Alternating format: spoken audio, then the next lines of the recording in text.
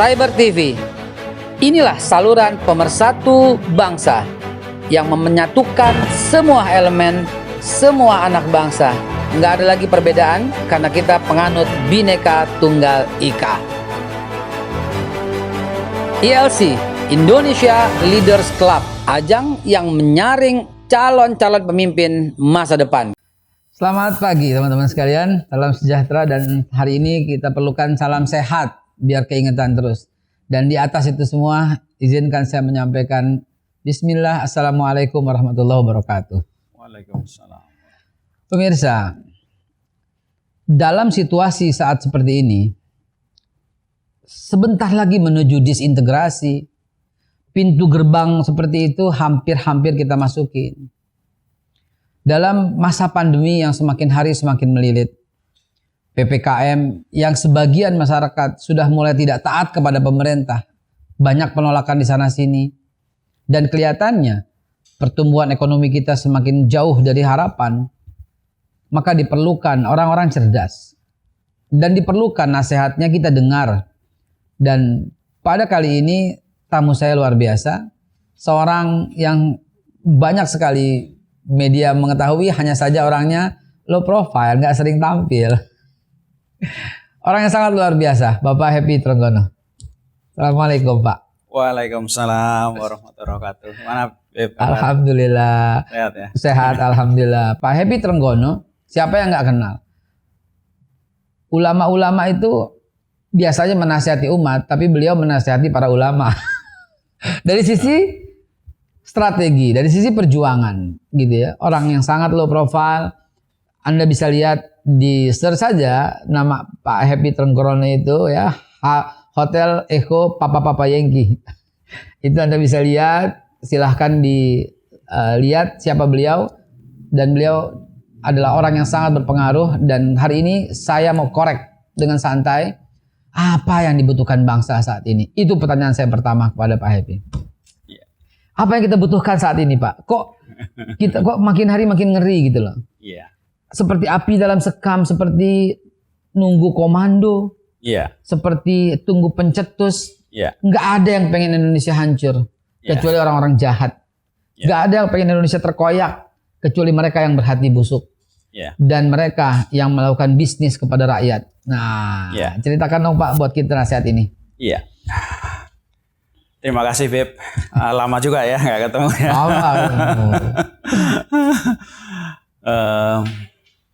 Jadi kalau kita ngelihat perjalanan bangsa Indonesia dari tahun 1945 kan kita merdeka. Kita merdeka 76 tahun ya. 76 tahun. Itu kalau kita lihat titik awalnya itu kemerdekaan. Tapi sebetulnya kan perjuangan bangsa Indonesia itu sebelum itu kan juga. Ya sejarah-sejarah apa namanya prakemerdekaan kan juga. Para pahlawan. Iya.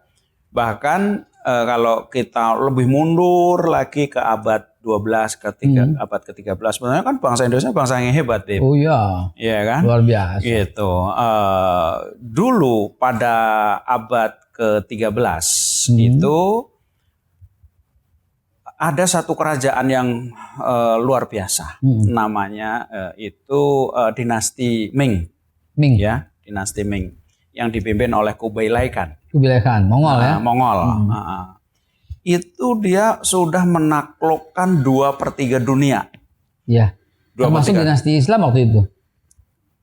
Iya. Baghdad. Persis. Kan? Dia masuk ke sana juga, gitu kan? Itu. Nah, pada saat itu tinggal satu nih yang belum ditaklukkan. Nusantara namanya. Mantap. Ya. Pada saat itu, ya. Kertanegara nih, Kertanegara rajanya itu. Dia disuratin tuh. Dia suratnya kira-kira bunyinya begini. Wahai Kertanegara, ini surat dari Kublai Khan, pemimpin satu dinasti di Cina yang telah menaklukkan 2/3 dunia. Gitu. Saya minta kamu mengakui kekuasaan saya. Nah, dia kira-kira untuk itu dia minta upeti. Upeti itu dalam bentuk emas. Saya pernah ngitung itu kira-kira dia minta itu setahun itu 6 ton emas. Iya, 6 ton emas. Ya. Tapi apa yang terjadi ini ya, namanya rajanya ini raja hebat kita punya gitu kan. Gitu dipanggil itu jenderalnya itu Mengki namanya. Jenderalnya Mengki, 10 orang masuk ke ruangan itu gitu. Mengki udah berasa nih, kagak enak nih perasaan gitu ya kan. Begitu dia masuk, si Kertanegara itu pegang kupingnya, dia suratnya dia baca, pegang kupingnya, potong kupingnya, set. Kertas suratnya tempelin di situ. Dia bilang, boleh 2/3 kamu kuasain, tetapi tidak kerajaan saya. Mantap. Itu yang 10 langsung dibunuh tuh. Tapi si Mengki tidak dibunuh. Suruh pulang. Bawa message. Pulanglah dia ke negerinya Cina. Gitu sana kan. Pulang pun itu kan udah jauh gitu ya. Ngamuk lah ini si Kubilai Khan. Kayak apa? Nah, terus akhirnya dia siapin armada lagi untuk menggempur gitu. Dia kirim itu 1000 kapal gitu. Nah, tapi pada saat dia itu masuk itu di Tuban, pada saat itu si Kertanegara udah dikalahkan oleh Jayakatwang, kerajaan Kediri gitu. Nah, Mbak, di sana ada mantunya si Kertanegara namanya Raden Wijaya, dia yang sambut. Gitu, kemudian dia bilang itu kerajaan yang mau kamu perangin itu sekarang pindah ke sana, kita mesti hajar gitu kan. Dihajar lah gitu. Si Kediri hajar, tetapi begitu dia selesai itu dia dihabisin juga kira-kira sama si Raden Wijaya. Nah, mau pulang kan gitu, kalang kabut ini. Kan banyak jenderal yang mati, perwira mati. Kalang kabut, dia nggak langsung bisa pulang. Ada angin muson pada saat itu. Dia baru bisa pulang 6 bulan kemudian. Nah, begitu kan ini pasukan kedua nih yang harus menang itu. Ternyata kalah juga gitu. Dan 6 bulan dalam pelarian, begitu pulang di Cina kan kayak apa itu? Compang-camping yang dulu gagah-gagah kayak tentara. Compang-camping ya. Gitu. Bikin kayak gini ya. Kok kayak gitu. Nah, itu akhirnya sampai menjadi runtuhnya kerajaan dinasti Ming itu. Saya rasa stres lah dia itu ngelihat Nusantara. Nah, jadi begini, Beb, ada yang keliru nih, gitu. Mestinya bangsa Indonesia begitu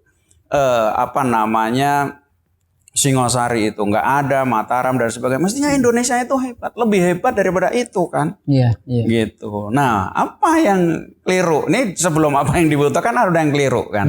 Kita analisis dulu nih masalahnya. Analisis dulu. Jadi kalau kita lihat, jadi begini, Beb. Ada empat jenis bangsa nih. Ya. Ada satu bangsa yang memiliki negara itu miskin dan bangsanya mentalitasnya miskin. Miskin dan miskin.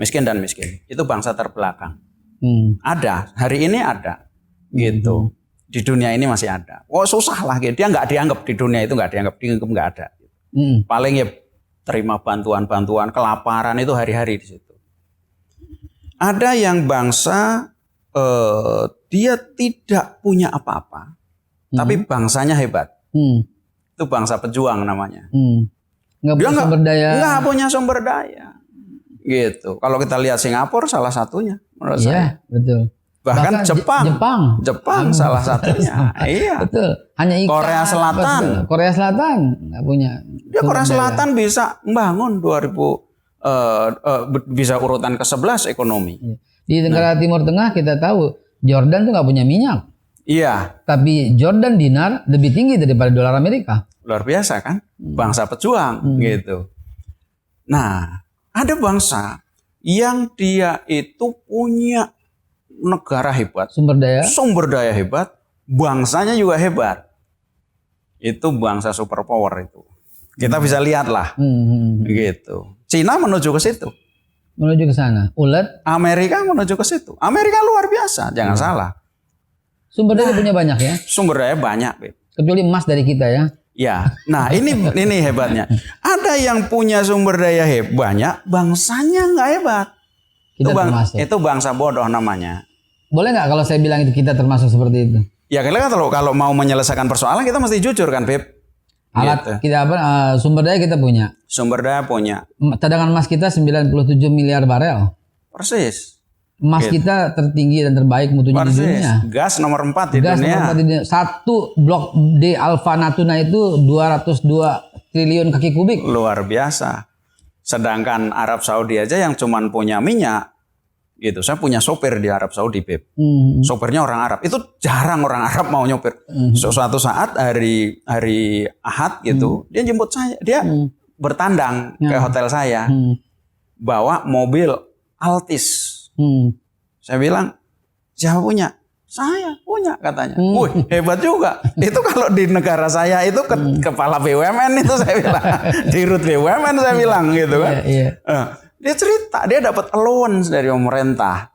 Dia buat beli mobil karena dia juga warga negara Saudi Arabia. Asli Saudi dan warga negara Saudi. Kan jarang. Jarang.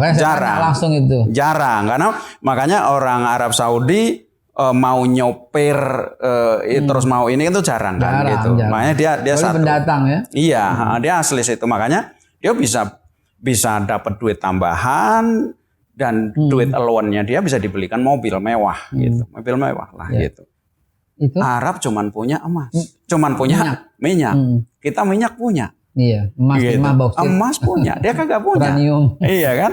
Gitu. Kita punya batu bara, Arab Saudi nggak punya batu bara. Tapi kita jangan kan ngasih Altis gitu kan, gitu. Ngasih makan anak orang PKM aja kagak bisa sekarang gitu. Ini kan ada keliru. Akhirnya PPKM dikasih dulu PSBB darurat, PSBB peralihan, terus PPKM darurat, PPKM level 1, level 2, level 3, level 4. Saya takut ntar PPKM level pedas ini. Jadi pedas. Kita terang benderang itu siasat bahwa pemerintah tidak mau, mungkin bukan tidak mau kalimatnya, tidak mampu, Pak. Tidak mampu. Jadi ini bukan salahnya pemerintah saja. Ini yang kita bedahkan. Jadi satu, ini jenis bangsa. Kita nampaknya itu bangsa yang dengan sumber daya yang banyak, tetapi bangsa kita tuh bangsa yang tidak hebat. Tidak seperti zaman dulu. Nah, ada yang kedua gitu. Penurunan degradasi ini ya. Kedua silakan. Perspektif kedua. Jadi gini ya. Indonesia ini kok masalahnya banyak sekali ya. Gitu. Kemarin saya diundang untuk bicara tentang masalah ketahanan pangan. Gitu. Jadi 20 tahun ke depan kalau kita tidak menaikkan produksi pangan itu 50%, maka kelaparan dunia ini, ya dunia. Indonesia termasuk di dalamnya. Gitu. Kenapa? Karena jumlah penduduk itu naik. Nanti kita highlight ini kalimat ini, Pak ya. Iya. Penting ya teman-teman sekalian, Cyber TV dimanapun Anda berada dan teman-teman ini tolong di highlight.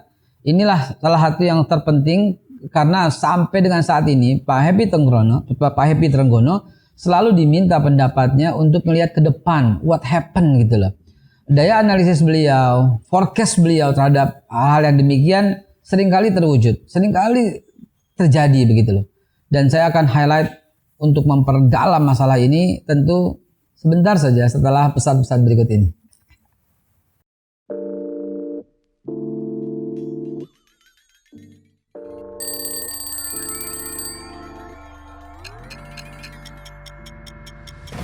Minum kopi itu seni.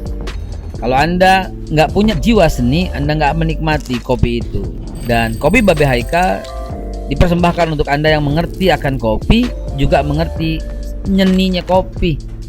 Anda cuma minum kopi biasa kalau belum cobain kopi Babe Haikal yang syarat dengan pemahaman seni meminum kopi. Kopi ini dipersembahkan untuk para pencinta kopi yang mengerti akan nikmatnya dan menyeninya untuk minum kopi.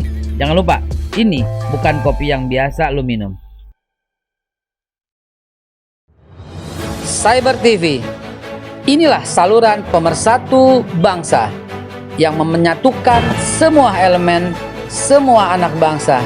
Nggak ada lagi perbedaan karena kita penganut Bhinneka Tunggal Ika.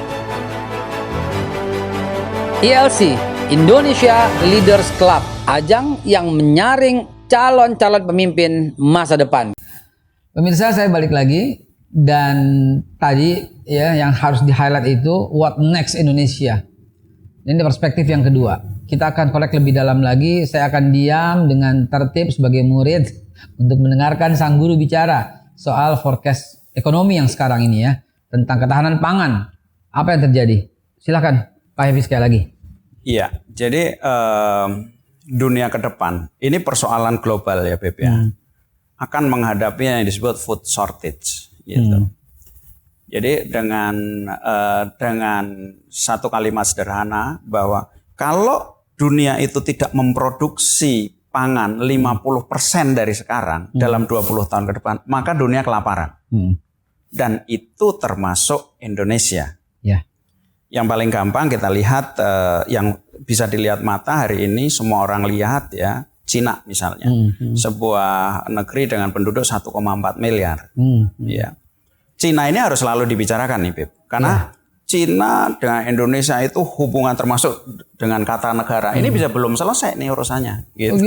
Bisa belum selesai, gitu. Makanya kalau tentara-tentara kita kan doktrinnya itu hati-hati. Musang dari selatan itu memang ya kewaspadaan lah. Semua negara kan memiliki itu. Anak muda bilang CLBK, cerita lama belum kelar. Cerita lama belum kelar.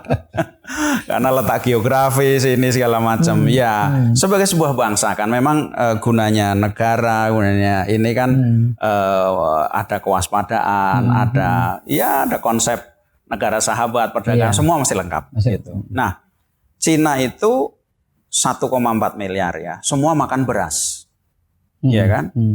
Bayangin berapa ribu hektar itu yang mesti disiapin kan, gitu. Nah, sementara dengan kejadian banjir yang luar biasa, dia turun kan, dia produksi nasional turun, sehingga di Cina itu hari ini yang dipimpin oleh Xi Jinping sendiri ada sebuah program, namanya itu Empty Plate Operation. Gitu. Empty plate operation itu dia kira-kira begini, orang yang dulu makan nasi itu 1 piring gitu, lu mesti kurang secara nasional.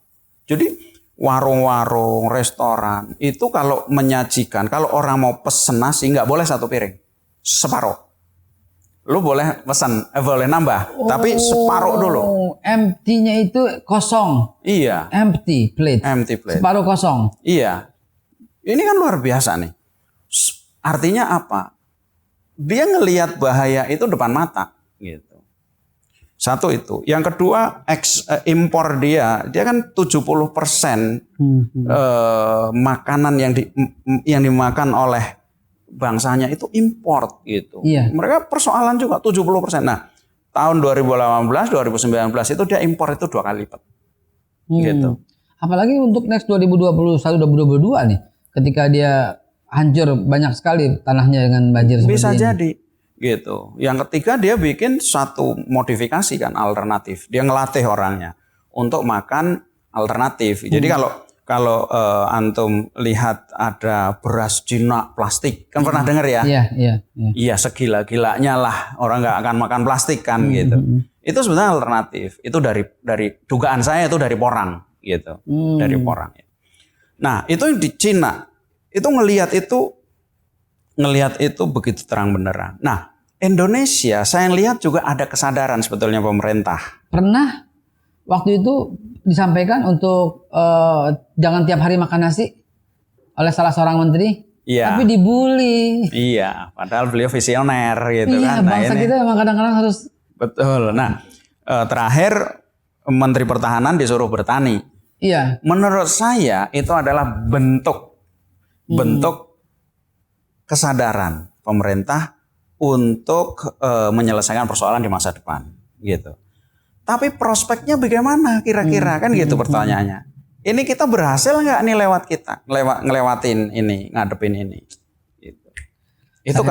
Itu pertanyaan sesungguhnya kan. Ada rasa sedih kalau cerita ini, karena dulu Presiden almarhum Bapak Muhammad Soeharto dengan piawainya membuat ABRI masuk desa, Ya. Membantu rakyat sebenarnya itu bagian daripada ketahanan. Persis. Bahkan saya menerjemahkan itu dalam kalimat allazina at'amahum min ju', urusan lapar, wa amanahum min khauf, urusan ketahanan. Ya. Jadi ada hubungannya antara stabilitas ekonomi dengan stabilitas pertahanan keamanan. Ya. Nah, pandangan Pak Happy gimana tuh? Iya. Jadi rakyat itu ada 3. Ada satu pertanyaan itu ya. Jadi pernah orang ditanya begini. Apa sih yang menyebabkan kita itu pertahanan kita kuat? Gitu. Ada 3. 1 itu adalah tentara. Ya. Yang kedua itu perut kenyang. Yang ketiga itu adalah mentalitas, komitmen, karakter bangsa. Ini 3. Ya. Kalau nggak punya 3, yang hilang pertama apa? Ini nih, tentara. Lu boleh nggak punya tentara, lu tetap hebat. Tapi rakyat makan dan karakter. Tapi kalau nggak punya 2, mana nih? Yang nggak boleh ada, yang nggak boleh nggak ada tuh karakter. Gitu. Iya. Kalau karakternya hebat, dia bertahan. Gitu. Tapi ini kan artinya gini, pangan itu lebih pertahanan yang lebih hebat daripada tentara. Iya. Gitu. Iya. Nah, persoalannya kan gini, Beb. Persoalannya, kita bisa nggak nyelesaikan itu? Saya bilang, kalau kita ini masih seperti ini, Indonesia nggak bisa. Maaf, salah satu buku yang saya cari, saya cuma dapat potongan-potongan tulisan indahnya, dan hari ini izin saya umumkan juga. Teman-teman harus memiliki ini. Ini menjadi bangsa yang pintar. Boleh di zoom. Ini menjadi bangsa yang pintar. Ini buku yang sangat, kalau menurut hemat saya, para pemimpin baru harus terlahir dan harus membaca ini. Ini betul-betul ulasan yang sangat indah, gampang dibaca. Lihat judul-judulnya. Bangsa pintar menjual, bangsa bodoh membeli. Bangsa pintar jadi majikan, bangsa bodoh jadi kuli. Bangsa pintar berpikir untuk menang, bangsa bodoh berpikir untuk tidak kalah. Nah, tulisan-tulisan sederhana ini sangat kuat dan mengakar dengan bahasa yang sangat indah. Kalau masih punya beberapa, saya akan berikan hadiah kepada penanya terbaik dalam. Insyaallah. Bangsa pintar bertanya bagaimana. Kalau bangsa bodoh bertanya why, mengapa? Why, mengapa, mencari reason. Tapi kalau bagaimana, mencari solution. Itulah buku Menjadi Bangsa Pintar Pak Happy Trenggono. Mantap. Kita berikan hadiah ya. Sementara kita break dulu, kita berikan hadiah kepada para penanya terbaik melalui YouTube kita.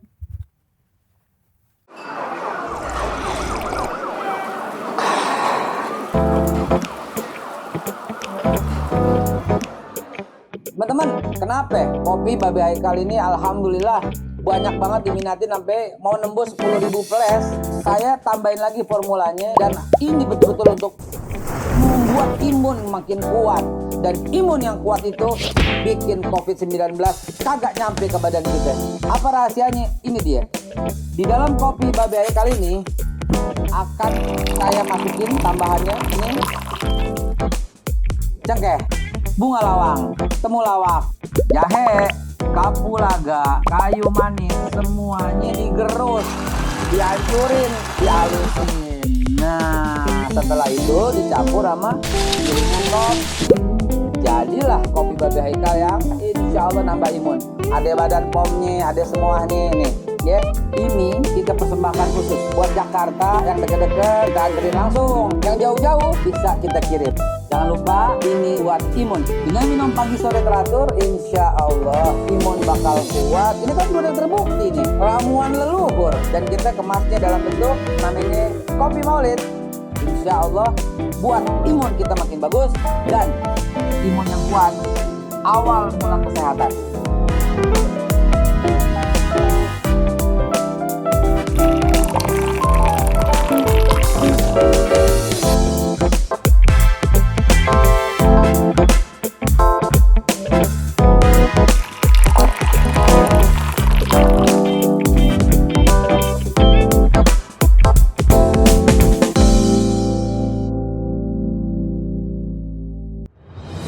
Cyber TV.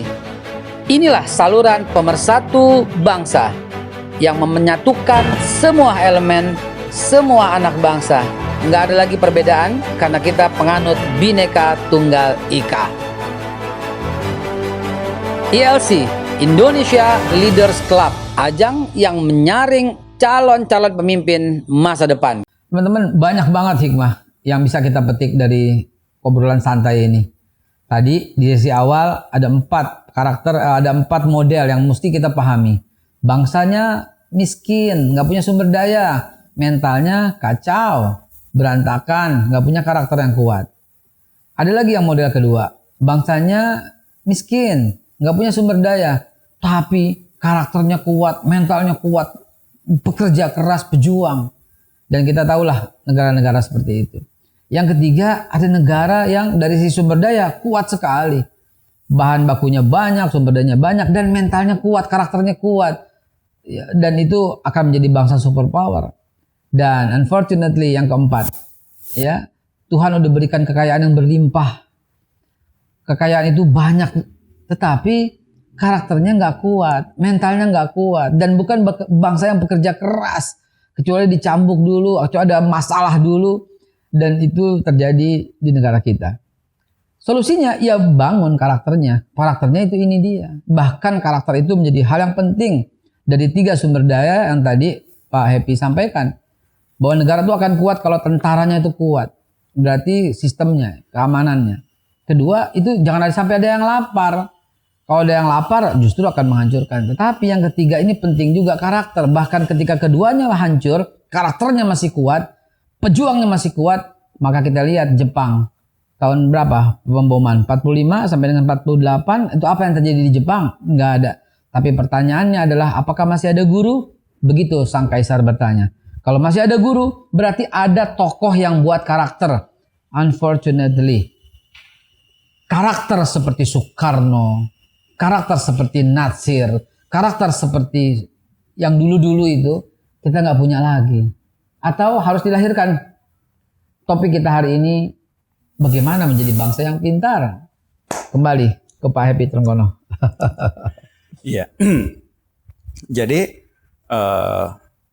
Indonesia akhirnya gitu ya. Kan kita ini masalahnya jadi kompleks banget. Bicara pangan kita masalah. Ya, padahal kita punya semuanya. Punya semua. Dulu pernah swasembada, tapi mundur. Makin mundur, dan ini akan terus semakin mundur. Kita punya masalah perdagangan, mundur. Pasar kita dikuasain asing juga, mundur. Pandemi pun kita paling belakang. Jadi kita menjadi bangsa yang tidak bisa menyelesaikan persoalan. Ini yang paling bahaya sebenarnya, Beb.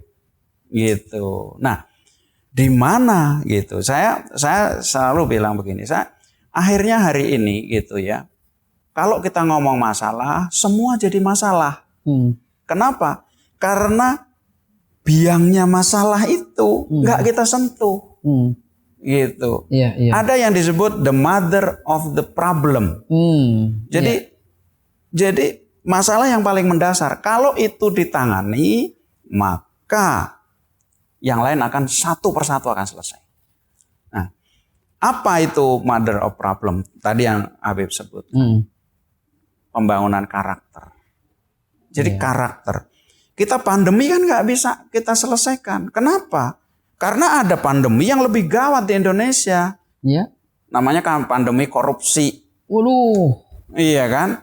Gitu. Jauh ini. Kalau satu pandemi itu membunuh 1 orang, ini 1 orang ini bisa membunuh jutaan orang. Jutaan orang dan bergenerasi. Gitu. Kapan selesainya? Gitu. Kalau pandemi COVID ini kita bisa dihitung tuh di lockdown nanti grafiknya turun. Lah korupsi gimana gitu. Nah, tapi korupsi itu hanya tanda gitu. Bukan masalah itu sendiri, itu tanda masalah. Kalau di dalam kesehatan itu namanya simptom. Simptom gitu. Nah, masalahnya itu karakter gitu. Nah, karakter itu dari mana gitu. Idealnya bangsa Indonesia itu hanya bisa akan melakukan perubahan cepat. Itu kalau ada kepemimpinan yang revolusioner. That's the problem. Jadi kalau tadi ada 4 model bangsa, ini ada 4 model pemimpin. Oh. Pemimpin itu begini.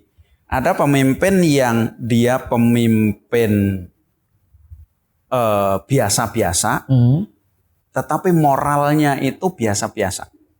Ada pemimpin yang biasa-biasa cara kepemimpinannya, tapi moralnya hebat.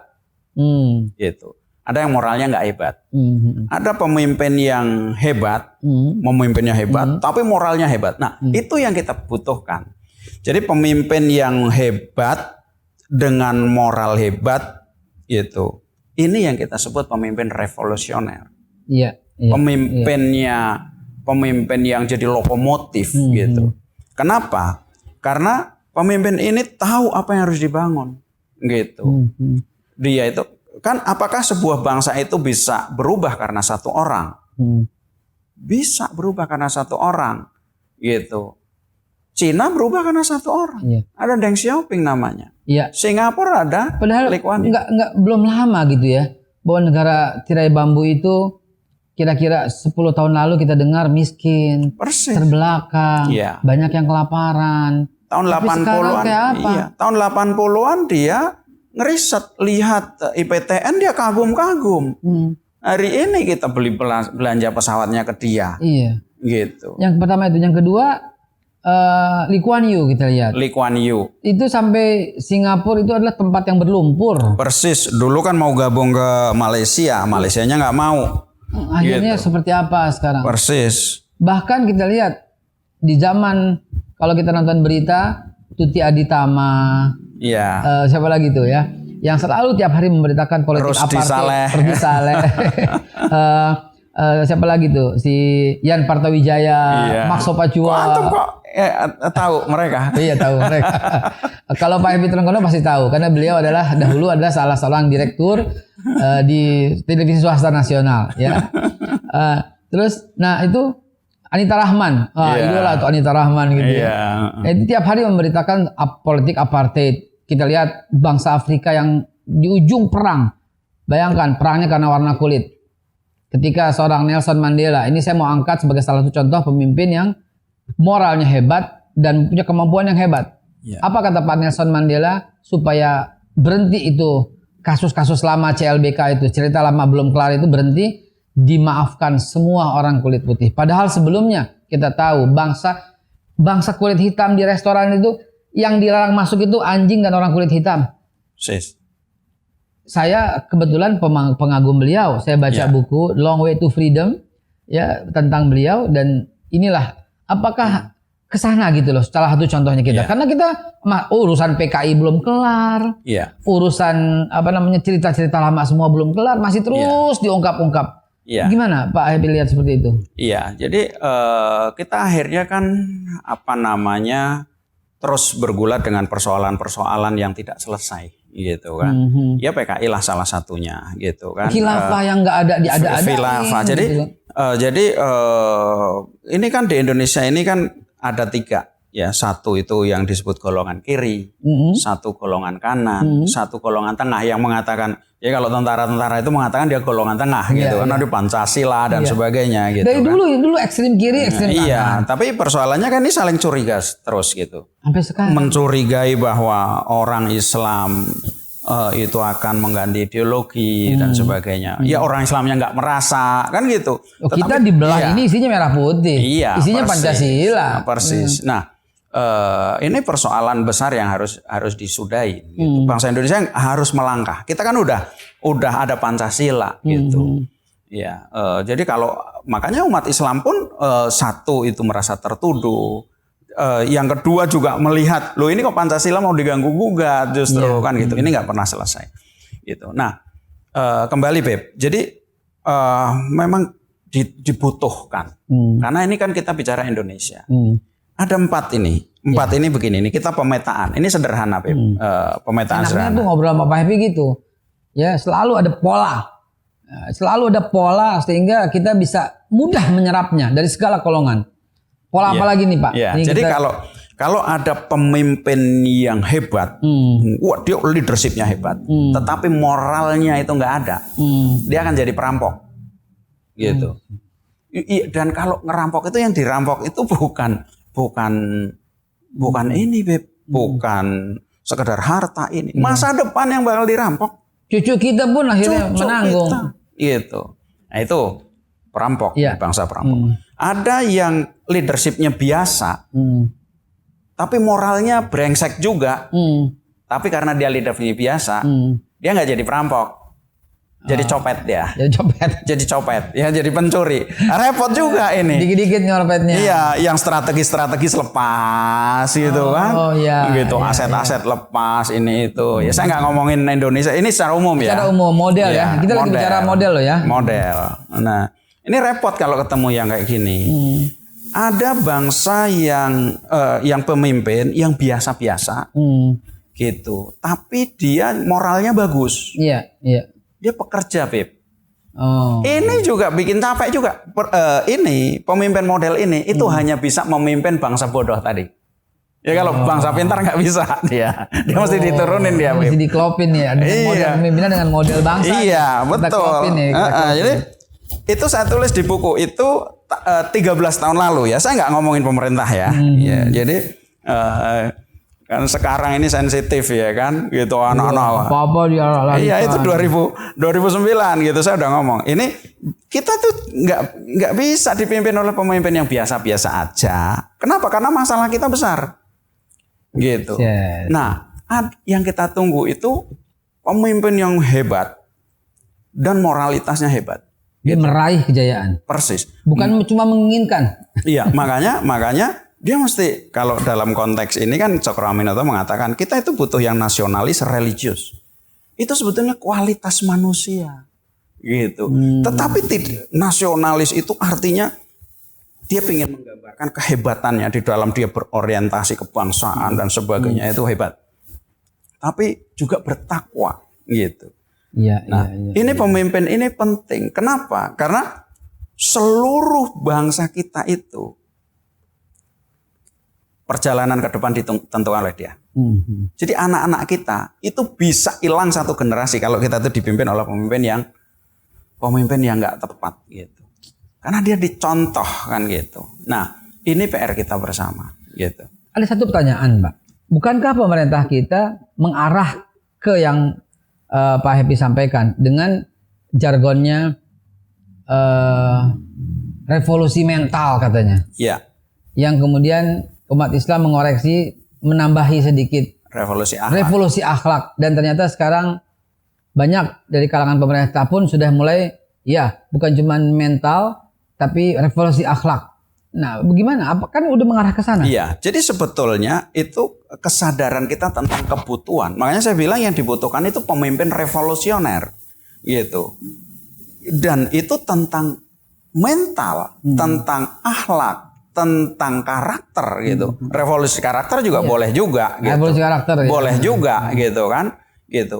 Tetapi ini kan nggak sekedar buat diucapkan, tetapi bagaimana diimplementasikan. Ya, ini di buku terakhir ini Bapak menulis bangsa hebat itu meraih kejayaan.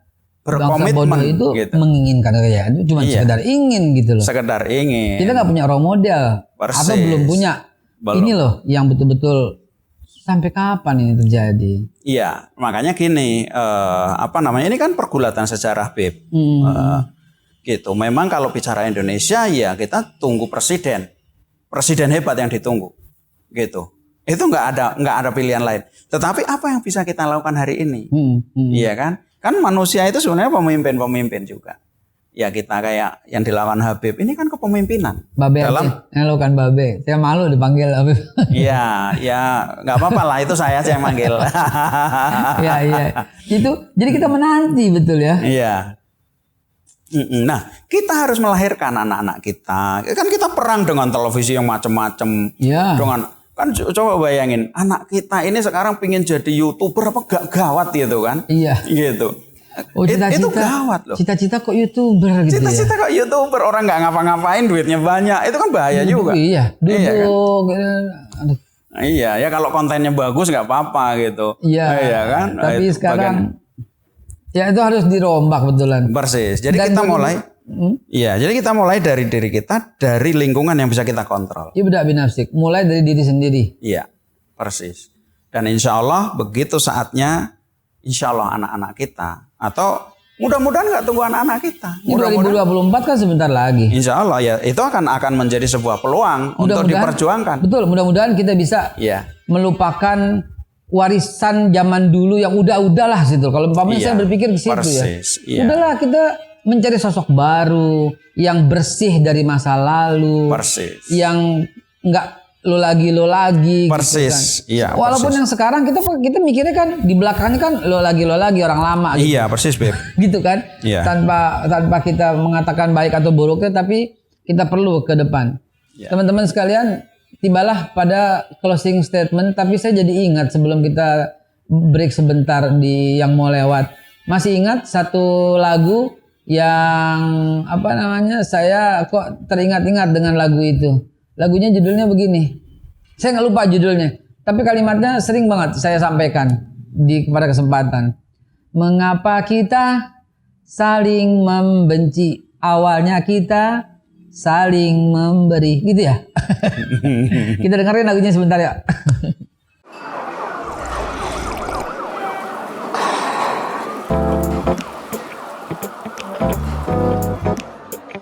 Teman-teman, kenapa kopi Babe Haikal ini alhamdulillah banyak banget diminati sampai mau nembus 10.000 flash. Saya tambahin lagi formulanya, dan ini betul-betul untuk membuat imun makin kuat. Dan imun yang kuat itu bikin COVID-19 kagak nyampe ke badan kita. Apa rahasianya? Ini dia. Di dalam kopi Babe Haikal ini akan saya masukin tambahannya ini cengkeh, bunga lawang, temulawak, jahe, kapulaga, kayu manis, semuanya digerus, dihancurin, dihalusin. Nah, setelah itu dicampur sama gilingan kopi. Jadilah kopi Babe Haikal yang insya Allah nambah imun. Ada badan pomnya, ada semuanya nih. Ya, ini kita persembahkan khusus buat Jakarta yang dekat-dekat, kita anterin langsung. Yang jauh-jauh bisa kita kirim. Jangan lupa ini buat imun. Dengan minum pagi sore teratur, insya Allah imun bakal kuat. Ini kan sudah terbukti nih, ramuan leluhur, dan kita kemasnya dalam bentuk namanya kopi Maulid. Insya Allah buat imun kita makin bagus dan imun yang kuat awal mula kesehatan.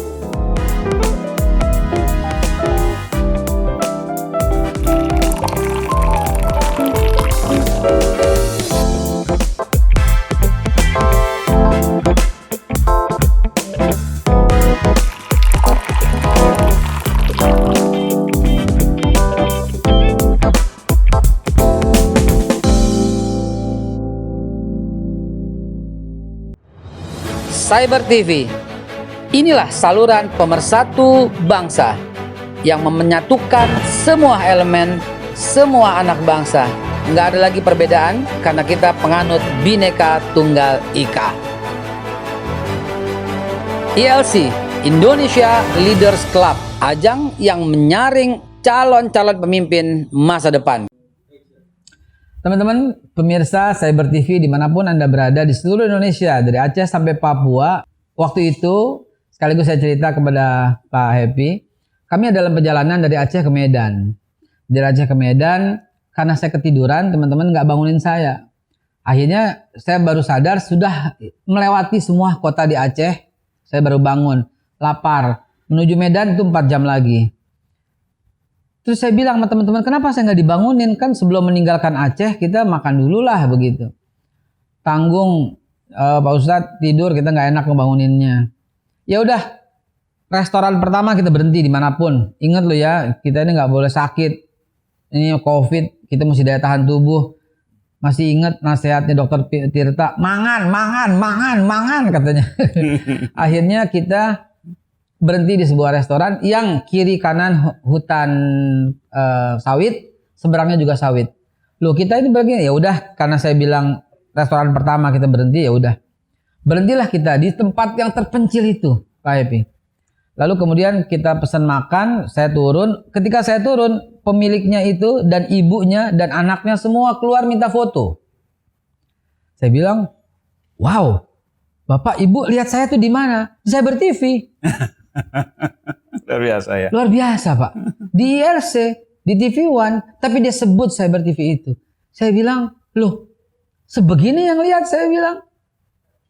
Lalu kemudian ketika perjalanan menuju Bukit Tinggi, dari Padang menuju Bukit Tinggi, di tengah jalan kita berhenti di Payakumbuh, di sebuah pasar tradisional. Saya nyari topi. Saya kalau kemana-mana saya koleksi topi ini. Jadi ada berhenti nih, cari topi-topi.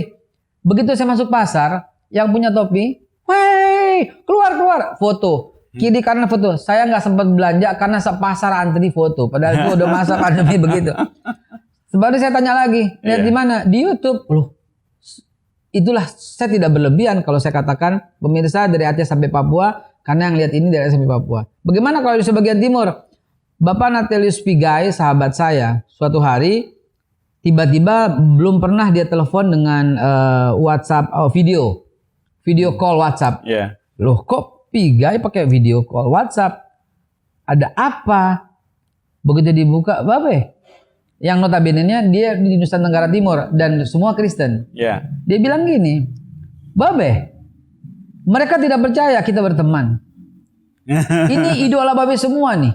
Jadi dia tuh mengidolai Babe semua. Boleh dibuka videonya?" Oke, saya buka. Benar. Itu teman-teman dari Indonesia Timur, wah, begitu. Dan dia melihat Cyber TV. It's amazing, saya bilang. It's amazing. Maka itu kita membutuhkan orang-orang seperti Pak Happy. Dan ini bukunya kita akan berikan 10 terbaik ya. 10 penanya terbaik akan kita berikan melalui YouTube atau di Facebook atau di Twitter, yang akan dimanapun Anda akan kami lihat penanya terbaik dimanapun. Akan kami nilai ya sebagai juri, akan kami berikan untuk 10 orang dari buku Pak Happy Trenggono Menjadi Bangsa Pintar. Nah, setelah berbagai macam beliau sampaikan, kita menunggu closing statement untuk kita pegang. Bahkan kata-kata ini kalau perlu Anda rekam baik-baik, kemudian Anda tulis ulang, dibingkai, dipajang di rumahnya, di kamarnya, di tempat sholat atau di tempat ibadah. Saking pentingnya. Apa yang beliau katakan tadi soal ke depan harus aware dengan ketahanan pangan, ini kan terjadi pada masa Nabi Yusuf, di mana nasihat Nabi Yusuf itu adalah hati-hati. Kita akan memasuki masa yang paceklik, sehingga kita sekarang harus memperbaiki pola tanam. Begitu nasihat Nabi Yusuf dalam surat Yusuf. Begitu juga untuk saudara kita yang Kristiani juga berada dalam surat Kejadiannya di Injilnya. Itu cerita itu sama untuk mempersiapkan ke depan. Dan hari ini nasihat beliau tadi yang sangat tajam harus kita jadikan highlight. Pak Happy, bangsa Indonesia membutuhkan orang-orang seperti Bapak, dan tolong statement berikut ini untuk kita bingkai dari kata-kata seorang Happy Trenggono. Ya. Jadi gini, Beb. Yang namanya kita bicara bangsa ya. Membangun bangsa. Kita bicara membangun keluarga, membangun perusahaan, membangun pribadi, itu konsepnya sama. Bahwa jaya, sukses, kaya, sejahtera itu bukan sebuah keadaan, tetapi sebuah karakter, gitu. Jadi kaya itu karakter, gitu. Maka Rasulullah itu sampaikan, tidaklah aku sebut orang sebagai orang kaya itu karena hartanya, tapi karena jiwanya. Makanya walaupun banyak hartanya, karakternya nggak kaya, dia akan miskin, gitu. Nah, ini yang harus kita bangun. Nah, bangsa Indonesia itu meninggalkan logika pembangunan karakter ini. Dia harus kembali kalau kita mau sukses. Jadi yang dipakai oleh pemimpin-pemimpin sekarang dalam rekrutmen dan sebagainya, itu logika pembangunan merek, pembangunan citra, pembangunan brand. Jadi jujur itu tidak melekat kepada manusia hari ini, tapi melekatnya di baliho, gitu. I see. Nah, ini yang kita harus kembali, gitu. Logika pembangunan karakter. Ya. Dan sebagai penutup ya, ini saya ngutip ini dari quotes-nya orang Jepang. Jika kalian kehilangan uang, sesungguhnya kalian tidak kehilangan apapun. Kenapa uang bisa dicari? Jika kalian kehilangan kesehatan, kalian kehilangan sesuatu. Karena dulu bisa melakukan, mungkin sekarang kan. Tapi jika kalian kehilangan karakter, kalian kehilangan segala-galanya. Maka bangunlah karakter dari keluarga kita untuk bangsa kita. Terima kasih. Assalamualaikum warahmatullahi wabarakatuh. Waalaikumsalam. Top, Marco top. Itulah teman-teman sekalian. Sekali lagi, ya, Kalau Anda kehilangan uang, sebenarnya Anda nggak kehilangan. Uang itu berpindah, bermanfaat mungkin bagi orang yang menemukan. Dan Anda dituntut untuk mencari lagi. Kehilangan kesehatan, Anda kehilangan sesuatu. Ya, sehingga tindakannya akan menurun karena hilang separuh. Tapi kalau kehilangan karakter, Anda kehilangan segala-galanya. Dan apakah hal itu terjadi di Indonesia? Sejujurnya iya, tapi mumpung belum terlalu kehilangan semua, mari kita bangun karakter. Nabi mengatakan, ibda binafsik, mulai dari dirimu sendiri. Dan perlu panduan. Salah satu di antara sekian banyak buku, saya merekomendasikan menjadi bangsa pintar adalah menjadi panduan. Disusun dengan cara sederhana. Lihat ya, salah satunya ya, yang saya kutip ya. Pertanyaan kita sekarang adalah bagaimana agar kita dapat berpikir menang. Dari sebuah subjudul yang berjudul berpikir untuk menang. Beda dengan berpikir tidak kalah. Beda banget. Jauh bedanya. Dan bagaimana berpikir untuk menang, berbuat untuk menang, tidak cuma menginginkan sebuah kejayaan, tidak semua cuma menempel di baliho. Kita akan bedah, saya pribadi akan bedah dalam episode berikutnya. Saya akan buatkan resumenya, akan saya bedah buku ini karena menurut saya ini salah satu buku yang harus Anda miliki. Terima kasih, saya Haikal Hasan untuk Cyber TV kita. Assalamualaikum warahmatullahi wabarakatuh. Waalaikumsalam warahmatullahi wabarakatuh. Cyber TV, inilah saluran pemersatu bangsa yang menyatukan semua elemen, semua anak bangsa. Nggak ada lagi perbedaan karena kita penganut Bhinneka Tunggal Ika. ILC, Indonesia Leaders Club, ajang yang menyaring calon-calon pemimpin masa depan.